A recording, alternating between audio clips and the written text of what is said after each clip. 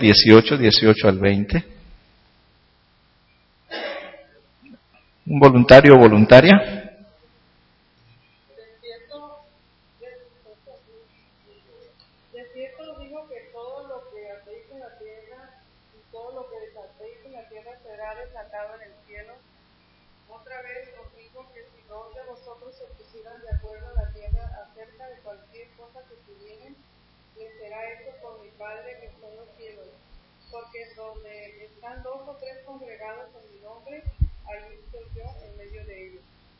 Muy bien.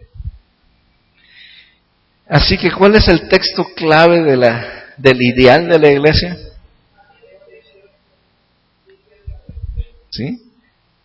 Y dice Mateo, lo leo una vez más: de cierto os digo, que todo lo que atéis en la tierra será atado en el cielo, y todo lo que desatéis en la tierra será desatado en el cielo. Otra vez os digo que si dos de vosotros se pusieren de acuerdo en la tierra acerca de cualquier cosa que pidieren, les será hecho por mi Padre que está en los cielos. Porque donde están 2 o 3 congregados en mi nombre, allí estoy yo en medio de ellos. Bien, de este texto se derivan 2 cosas. La primera es el señorío de Cristo. ¿Sí? Esto significa que Cristo es la cabeza de la iglesia. Pablo lo afirma en Efesios, ¿verdad? Que Dios lo ha dado por cabeza a la iglesia, a cual es su cuerpo. Dice, la plenitud de aquel que todo lo llena en todo. Y yo quiero que me escuchen con atención, porque es muy común, pero también erróneo, afirmar que las iglesias congregacionales son iglesias democráticas. ¿Me escucharon? Casi siempre que pensamos, congregacionalismo es democracia. No. ¿Sí? Es un error que tal vez este error procede del ideal democrático del mundo de la política secular, que en muchas maneras ha infiltrado la vida de la iglesia. Y cuando hablamos de la democracia, ¿verdad?, como la decisión de la mayoría, creo que perdemos de vista el sentido de cómo Dios puede obrar y revelar su voluntad a través de las decisiones humanas. Entonces, la iglesia congregacional no afirma un gobierno democrático, sino un gobierno teocrático, que juntos buscamos discernir la voluntad de Dios y someternos a esa voluntad. Porque no siempre las decisiones de la mayoría son la voluntad de Dios, ¿verdad? Han habido decisiones en muchas iglesias en distintos momentos, ¿verdad?, que los resultados no han sido muy positivos. Entonces, yo quiero afirmar esto, ¿sí?, que cuando se habla de gobierno en la iglesia, el hecho de que nos reunamos y el voto de la mayoría decida las cosas, no estamos pensando en un gobierno al estilo democrático, sino estamos diciendo, juntos buscamos someternos a la voluntad y a la dirección de Dios por medio del Espíritu, por medio de su palabra, para someternos a esa voluntad. Porque afirmamos que el que gobierna la iglesia es ¿quién? Cristo. ¿Sí? ¿Vale esa aclaración? Porque hay muchas personas, ¿verdad?, que siguen afirmando, no, es que nuestra iglesia es democrática y la mayoría decide. Sí, pero no es ese concepto, ¿verdad? Porque si es la mayoría, yo puedo hacer ¿cómo se llama? mi grupito, mi partido, e influir en ellos. Oye, hermana, vota por este asunto. Y mira, no se trata de eso. No se trata de persuadir para que gane una idea, una postura, sino nos reunimos juntos y decimos, Señor, guíanos, danos discernimiento, entendimiento de tu voluntad. Y cuando tú expresas tu voto es porque tú estás convencido de que Dios te está guiando hacia su voluntad. No perdamos ese aspecto, ¿no?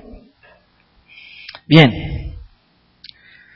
Entonces, el primer asunto que sale de ese texto es el señorío de Cristo. Pero hay otro tema que sale aquí, la suficiencia de la iglesia local. ¿Qué significa eso? Cuando hablamos de la suficiencia de la iglesia local, ¿sí? Regresando a Mateo, cuando dice, de cierto os digo que todo lo que atéis en la tierra será atado en el cielo, y todo lo que desatéis en la tierra será desatado en el cielo. Lo anterior significa que el Señor Jesucristo ha dado a la iglesia local todo el poder necesario para su función espiritual, por lo que la iglesia local no necesita de autoridad de ningún cuerpo u órgano de gobierno externo a ella, con el propósito de cumplir la misión que Cristo le ha dado. Pablo hace eco de este principio cuando dice, porque en todas las cosas fuisteis enriquecidos en él, de tal manera que nada os falta en ningún don. En 1 Corintios 1, 5 al 7. Y luego en Colosenses Pablo afirma, y ustedes están completos en Cristo. De esta enseñanza de que la iglesia local es suficiente, toda iglesia local ha recibido el don del Espíritu Santo. Y el Espíritu reparte dones como Él quiere y reparte los dones necesarios para que se edifique la iglesia.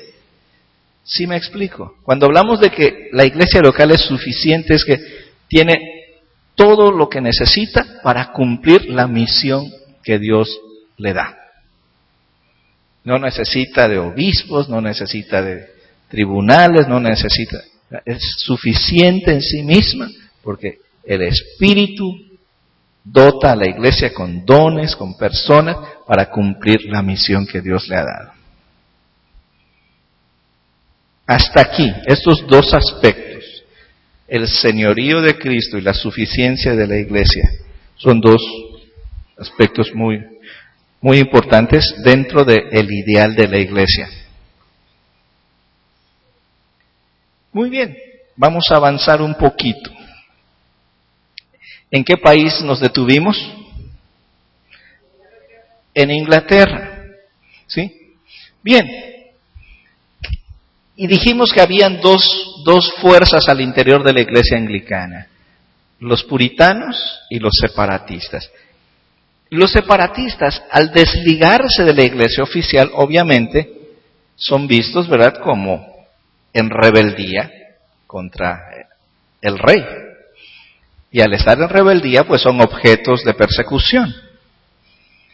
Y muchos son encarcelados varias veces porque se reunían en casas, ¿verdad?, y no se congregaban en las iglesias establecidas. Y en medio de esa persecución, en medio de esas dificultades, ellos pues se reúnen en varios lugares. Un lugar clave dentro de la historia de la iglesia nacional es un pequeño pueblo en la parte central de Inglaterra que se llamó Scrooby, ¿sí?